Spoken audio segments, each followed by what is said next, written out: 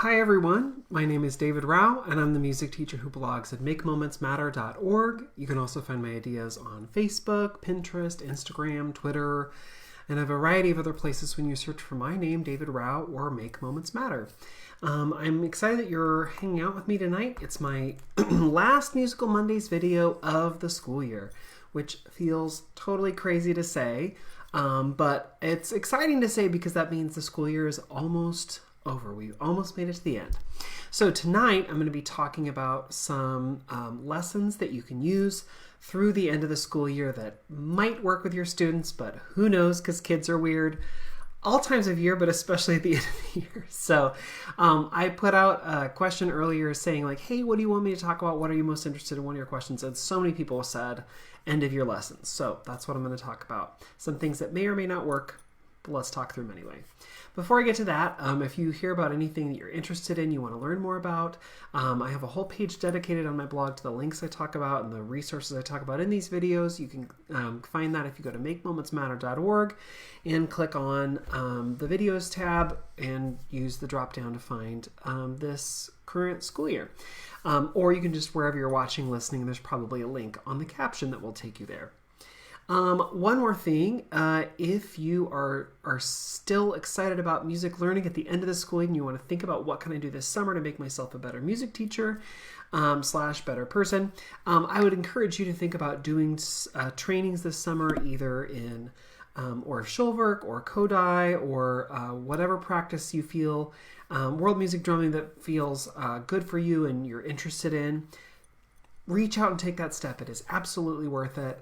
As someone who's done my ORF levels and just so greatly benefited from it, I can absolutely say it is worth your time and money, because it is time and money and investment, but it's an investment in you, it's an investment in your students, an investment in your future. Go and check it out.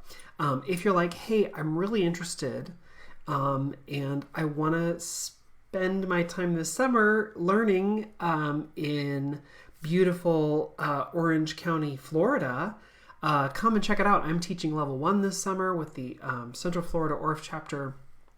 We're going to be doing ORF level 1 in Orlando this summer, the first couple weeks of June. If you're interested, come join us. It's going to be so much fun. On the weekend in between week 1 and week 2, I'm going to go to Disney, so you should come to Disney. It'd be so much fun. Or whatever else you want to do, have an orange or whatever in Florida. There's so much to do. But go to the beach, see the, rockets, whatever. Anyway, there's stuff to do. Okay, so enough of that. Let's get talking about end of year lessons, because that's what most people are asking about. They're like, hey, what do you do at the end of the year? What is the thing with the least amount of prep, or the thing that's the most successful? And I'll just say, I don't know. Because kids are weird, and what works one year may not work another year, and what works well with one class may not work well with another. So I'm going to give you 5 different things you can do at the end of the year, things that I have done, things that I am doing, things that I plan to do, especially for upper grades, so that you can make this end of the year a little bit easier. Like I said, I don't know, maybe it won't work for you, maybe it will. The first thing I'm going to say, so that 5 different sort of lesson ideas. So the first thing I'm going to say is that with my 5th graders especially, I like to get them really sort of embedded in playing and doing something that they're excited about and successful about. So I wait and I teach them ukulele in the last quarter of the school year. And I've thought about moving it up further in the year, and just because of the way my school year works, it just doesn't work as well for me to do that. So a couple things that are in my favor. One, they're really excited about ukulele. They really want to play. They love playing along, and especially with like YouTube play-alongs, things like that. So they're super, super motivated. I sent out an email when we started out like playing ukulele, send it to all the parents saying like, hey, here's a website where you can learn more about how to play the ukulele. Here's some really great examples. And if you want to go buy one, here are 12 different ones that are really great. And if you want to, find another one you really like, send me an email. I'd be happy to consult so that your kid can get a really cool ukulele to play at home. Anyway, kids are very, very excited about it. And so it's super motivating, and I push them. I go pretty quick, adding new chords, adding new things so that they can play along, strum along, and do more quickly. So that is super, super motivational. If you're interested in how I teach them to do ukulele, or like the process for that, I did a whole course, an online course about that. You can do sort of at your own speed. They are not synchronous videos or asynchronous, so you can watch and do however you want at whatever pace you want. There's a link to that on the links page, or you can just go to courses.makemomentsmatter.org. But that, like I said, ukulele is like it's the super motivational. Kids are really excited about it. So that's one of the things that I plan to do towards the end of 5th grade. You could do it in other grades. I would not do ukulele younger than 4th grade. That's just my own personal thought, but I talk about that in the course. But anyway, it's one of the things that's motivational. So whether that's ukulele or whether that's drumming, whether that's more time on the Orff instruments are very inspirational for kids and can keep them more focused. Not always, but can. Okay, so another thing that I love to do towards the end of the year is spend more time playing interactive games. Kids really love them through the year. And so I like to have a bunch of games ready to go because my students, I mean, this is also the time of year where like kids are gone on field trips, or only one homeroom is gone on a field trip and the other one is not, or kids come at your weird time. And so it's like a lot, I feel like in this last month, there are a lot of those like, I randomly have so-and-so's class for an extra 20 minutes than I should, but no one else in the grade level, so how do I plan for that? So I'm very lucky my students are one-to-one with iPads. Even if we weren't, we could use my iPad and the projector. We could use just a computer. There are a lot of ways you could do these interactive games, but I have like my interactive game like folder on the side of my desk, like ready to go, so that when we need them, we can try them out. So I've got a couple examples here. These are things that I've created over the years, but there are many games out there, but these are the ones. So like this one is just purely a rhythm game. Kids can just scan the QR or put in the URL on their website or on a computer or whatever, Chromebook, and it pulls up. It's an interactive game that they can click through and play. So this one specifically is like finding the rhythm in words. So like words of animals at the zoo, they have to find or figure out what the rhythm is and click the correct rhythm that's associated with that word. And if they do it, they get to move on. Super fun game. They really like it. Here's another game. This one is specifically listening. So I'm going to zoom in here. So this one is specifically listening. And if you see, it has quarter notes, eighth notes, quarter rest, half notes, and 16th notes. They are given an example that they can play either at a normal speed or a slow speed, and then they can go through and they have to click the answer that is correct. They get like 3 options, and it's, like ta-dee, ta-dee, taka-dee-me, ta, or is it ta-dee, ta, taka-dee-me, ta. They have to click the correct example, and then they get to move on, and they win gems. Again, super motivational. This is the same exact game, except it does not include 16th notes, just half notes. So for this game, I think that you can get, I made it several years ago, you can get different levels, different versions of it, depending on what rhythm you want them to focus on. But that's another one that's really good to do with headphones. So here's the same thing, only this one doesn't have half notes. It's only quarter notes, eighth notes, and quarter rests. Okay, and then one more, and they really like this one because it's very interactive. It's called Shark Attack. And this is a QR game where they have to choose the correct thing, or else a shark comes out and bites their wrong answer. But I have QR games for treble clef, for instruments of the orchestra, for common music symbols, for rhythms, especially for listening, because especially this time of the end of the year, like I remember last year there was a 5th grade class that like I had randomly seen them like 2 times more than anyone else. And I was like, we're going to use these QR games and interactive games. We're going to try some. And they were like, Mr. Mao, we're about to be middle schoolers. Shouldn't be able to do any of these. And I was like, you should. Yeah. So like I put a bunch of them out and I let them go and explore and try. And they had so much fun. And it was great review. They were on task. They were like showing each other, playing together. So super fun. Gamify the end of the year. They're not just playing games. They are learning while playing games. So it's like, woo, win. Okay. So first thing I would say, some sort of instrument unit or something at the end, like I do ukulele. I love using interactive games, especially QR games, especially if they can do like headphones or like be independent. Those are fun, but you can do it large group too if you want. Like if you have up on a smart board, you can have them go through and play as a class. That's another thing you could do. Third thing, I love to talk about music in film or music in movies or on TV. There's this really cool video that I linked on the links page that shows a couple different scenes, and it talks about how music can be used in film to help you understand the intent of the creator or to help you feel certain things. And so it takes a clip from a scene and it'll play it with like intense music, and then it'll play it with sad music, or then it'll play it with, you know, different ways to use music to take the scene and change the context based on the background music or the supplemental music. Really cool, about a 5-minute video on YouTube. It's free, it's out there. And I like to show that to kids, and then I show them another example. And it's one where there's a trailer for Star Wars 9, and you can play the trailer with music, and there's another video that I have that's linked the trailer without any music. And the trailer without any music is like eerie and odd, and kids think that it's super odd and super weird, and they react to it. And then you play it with the music, and they're like, whoa, it's like such a different experience. So I like to let them see that. We talk a little bit about that. We talk about how music can influence what you think. And sometimes when there is no music, that's almost scarier in like scary movies or something, because you don't know what to expect. At least when you hear suspenseful music, you know something's about to happen. But when there's no music, it doesn't give you any sort of warning. Or so we talk about how music can influence different things. And then, okay, I'm going to try and use technology. Let's see if it works. Sometimes technology wants to work. We'll see. Okay, let me see if I can flip this video around. Okay, so this is an app for iPad called Toon Train. It's free. We'll see if it works. So this is a cool app called Toon Train, and the cool thing about it, I don't know if I'm able to play the sound, I feel like I'm not gonna, is that you can go here to levels, and basically what you can do, you can choose any of these levels. Yeah, okay, so you can go through and it chooses a melody.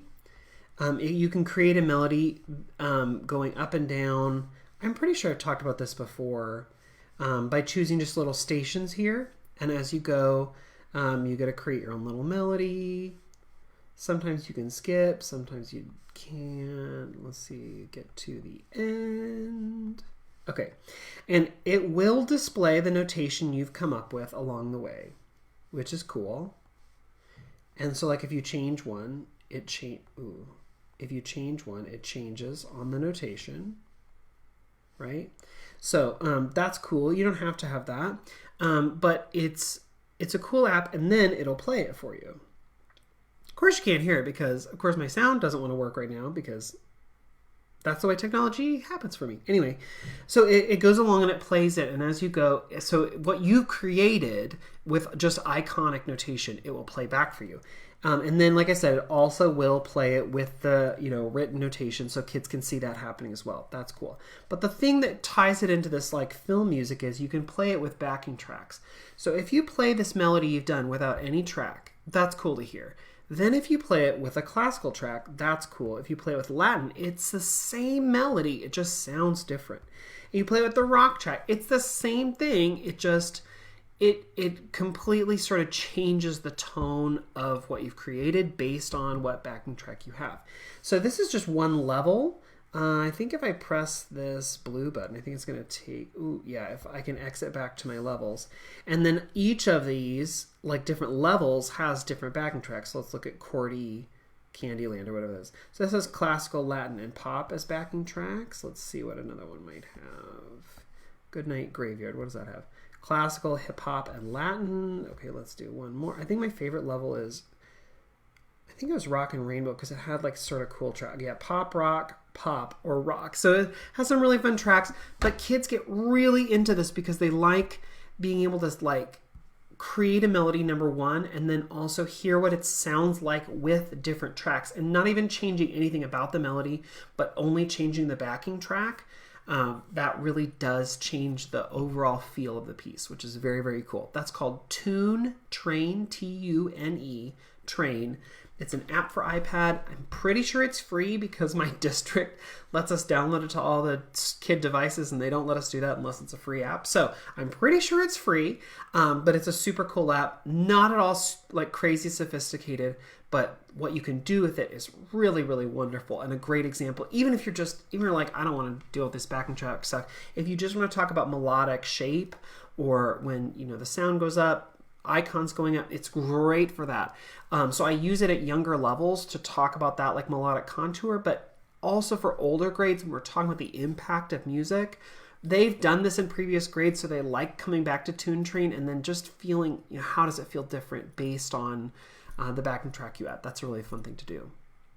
Okay, another example of something fun you can do with older grades that puts them sort of in teams, or not pits them against one another, but like lets them sort of work gamify your learning, I guess, is to try something like this. So let me see if, again, I'm going to try and show you my iPad screen. We'll see if this works. Okay, so this is I'm just using this because I want to show you an example here. So, and I don't have like a whiteboard with me. So on my, let me change this color here. So I'm just going to use some pretty basic rhythms here. So quarter note, eighth notes, quarter note, quarter rest, and then the crazy ones, quarter note, eighth notes, and then, let's see. Okay, let's see. Let's just check to make sure my microphone is working. 2 eighth notes and a quarter note. Okay, so what I have students do first initially is to just come up with examples for each of these. So let's say that we're using like food examples, because I love using food examples. So something for a quarter note would be like apple, right? Okay, so that's a word that would work. Or let's see, carrot. Okay, how about for toddy, the 2 sets of eighth notes? Watermelon. Okay, or another one, peanut butter.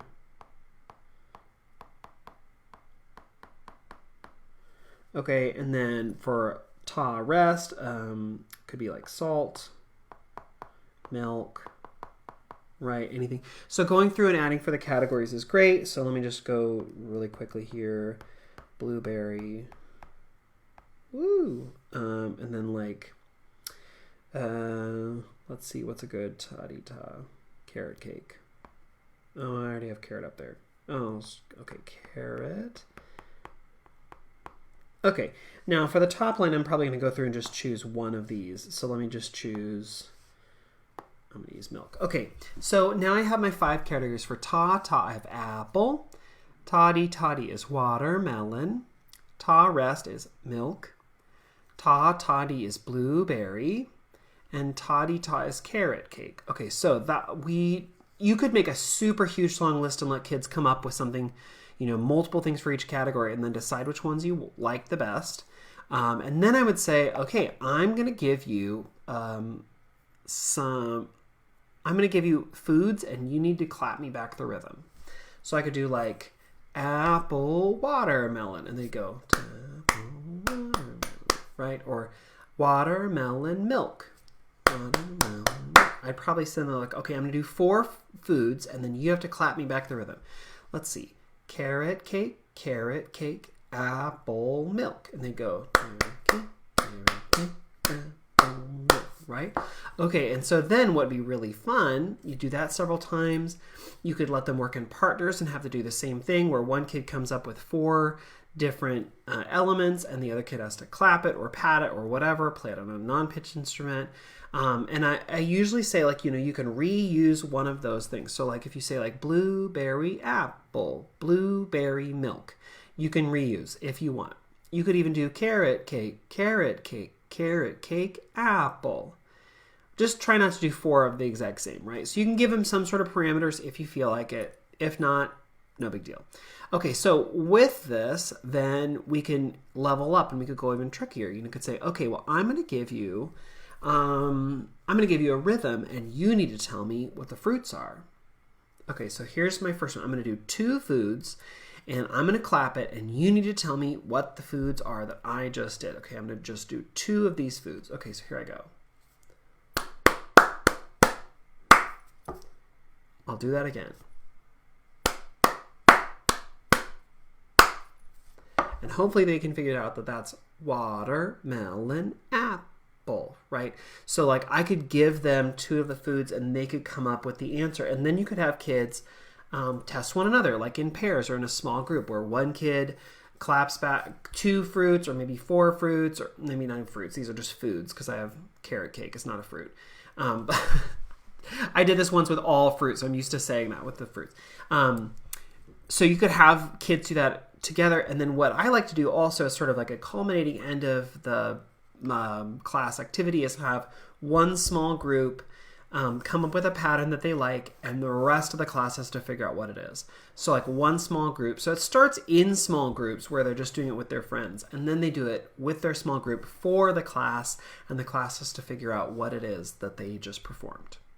You could do this with fruit. You could do this with any other category of food, of word if you wanted to, but it's fun for them to figure out the connections between the claps, the actual words. It's fun. It's a challenge for them. They got to do some creation here. They got to do instruments if you want, or just body percussion, but it involves a lot of different elements and forces them to be more creative, which is a really fun thing. Okay, cool. So one more, and you don't have to use like my iPad. I just did that to quickly put a visual. The app that I use is like a virtual whiteboard is called Sketches School. SKETCHES, and then the school version. And I think that is also free, but I'm not completely certain. Okay, and then last thing number 5 of things you can do with kids at the end of the year is the ever famous cup game.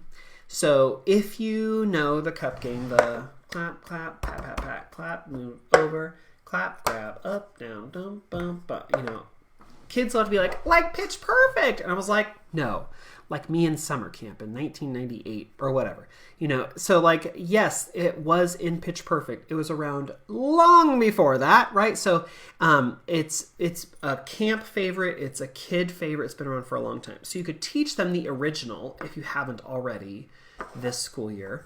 And when I teach the cup game, like this is the perfect time to go buy cups because Target, Walmart, Meijer, anywhere, big box stores are starting to sell like stuff for summer. And I like to get the sort of small like juice glass sort of size. And they sell these in like sets of 4, 6, whatever. And they're so durable. Like you could do it with solo cups, but they're going to last one class. These last for years. So go buy your plastic cups now when like all the big box stores are putting out their like buy it for summer or whatever. You'll get them in cool colors and patterns. Anyway, I bought a bunch of these several years ago.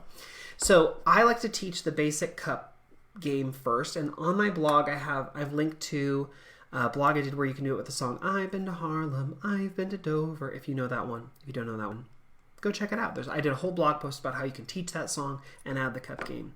But my kids know the cup game, or maybe they learned it at home. So it's fun to like make sure the class knows the original cup game, right? We do it in groups, we do it in small groups. And then in the small groups, then in individual, I say, great, now I want you to come up with a little cup thing that you can do on your own that repeats, that has some sort of cup routine. So kids on their own are coming with like, you know, trying different variations. We do it as like on our own first. So they just try different things, and then I'll like click a beat or I'll sing the song, and they have to do their pattern along with whatever it is I'm singing or playing, right? So that's like a first step. Then I'd say, great, now in a small group, a group of 4 to 6, you need to come up with a small pattern that you can do and recreate and come up with, you know, and so then they create in small groups a small sort of cup passing pattern. And my rules are always keep it simple, be smart, be safe. So be smart and safe about what you're doing, how you're doing it, but keep it simple means start with the most simple idea first and then add complexity. Don't be like, okay, we're going to take the cups. We're going to start in a handstand. We're going to bounce the cup on our foot. Then we're going to do a backflip. I'm going to flip the cup onto your nose. Like there are always kids that want to start with that. And I'm like, how do we start crisscross first and do just a real simple thing and make sure we can do that and then add something a little bit more interesting. So I always say start with simple first. Simple is great. Simple that we can recreate and do over and over is really good.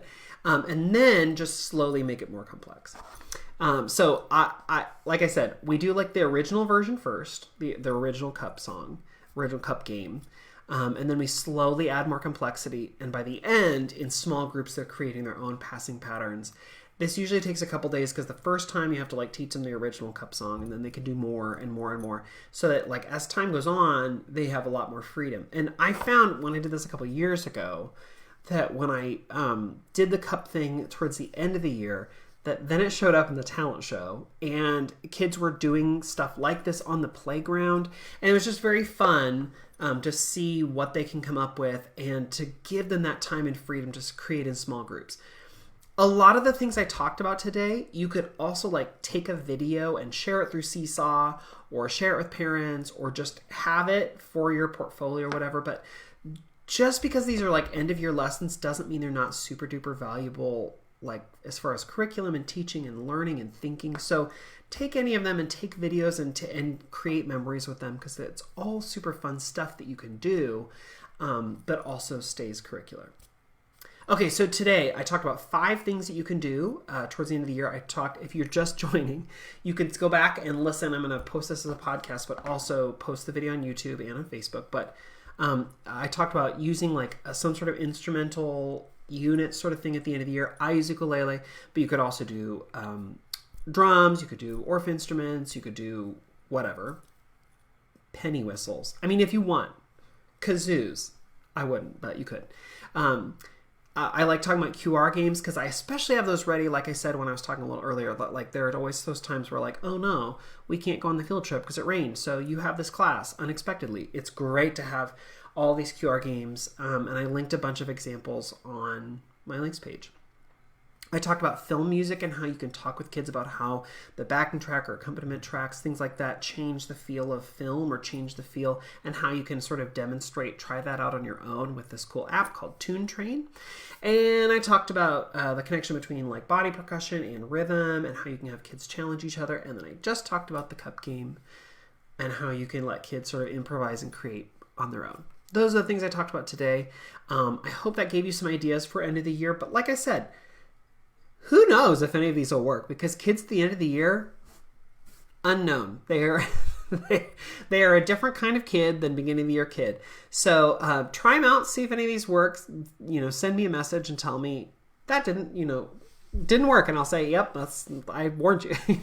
But anyway, I hope some of these ideas gave you some ideas. As I said also at the beginning of the video, if you're thinking about this summer and how can you make yourself a better educator and how can you learn and grow, think now and decide now that you want to do a training this summer, or Shulver, Kodály, World Music Drumming, whatever, that you think is going to be super beneficial and help you grow as a person and grow as an educator. I promise it's going to be worth the time and effort and money that you put into it. But those courses are filling up now, so check them out now. If you want to come join us in Orlando, I'm going to help with an Orff course there in Orlando. I'm teaching level 1. So if you have no experience with Orff Schullwerk, or you just want to get back to the basics, come join us. You can find more on the links page on my blog, but also you can just search the Central Florida Orff chapter and look for levels courses. And I hope you'll join us. All right, y'all, it's been such a fun year sharing and coming up with ideas, sharing ideas with y'all this year. Thank you for coming along with me for these Musical Mondays, and I will see you again for more Musical Mondays next fall. All right, everyone, have a great rest of your year. Best of luck, and I will see you this summer at the beach. Hopefully we'll all be rejoicing and having fun and relaxing. So have a great end of the school year. Bye, everyone.